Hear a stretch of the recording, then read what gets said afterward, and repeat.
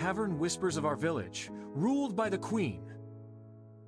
They say she is a monster, a ghoul. They say when a coffin is sealed, her servants come in the dead of night to claim the body for her unspeakable hunger. This is the story you think you know, but you are wrong. I remember the rain that night. It smelled of wet earth and grief. Old man Hemlock was gone, taken by the blight. His body was cold in his bed, and I waited. I waited for the judgment, for the curses they throw like stones. Corpse eater, wicked queen. The words are colder than the corpse itself. The village council was a storm of fear. We cannot let her take him, they shouted. It is an abomination. They saw my silence as complicity. They didn't see the dread coiling in my stomach.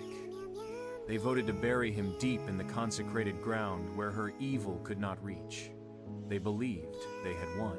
For 3 days, there was peace. Then the screaming began. Not from the castle, but from the cemetery. We ran with torches and scythes to a sight from a nightmare. The earth over Hemlock's grave was churning. He was scratching, clawing. The blight that killed him had not granted the peace of death.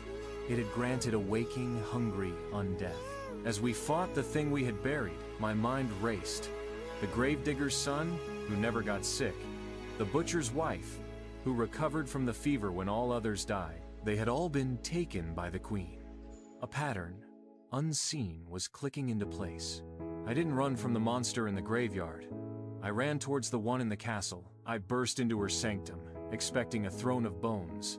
I found a library of life. Jars of herbs, glowing elixirs, scrolls of healing. And her, not a hag, but a woman with eyes heavy with 1,000 sleepless nights. She was bent over a body on a slab, not feasting, but administering a vivid blue antidote. The body gasped, color returning to its cheeks. She looked at me, and in her gaze was no malice, only an ocean of sorrow. They need a monster, she said, her voice quiet as falling ash. To explain the miracles they cannot understand. They would rather bury their loved ones alive than believe in a mercy this strange. The truth struck me with the force of a physical blow. She wasn't consuming them. She was saving them. The blight induces a death-like coma, a slumber from which there is no waking unless you know the secret. Her feasts were a desperate triage. Her wickedness was compassion. The real monster was never in this castle. It was the fear festering in our own hearts.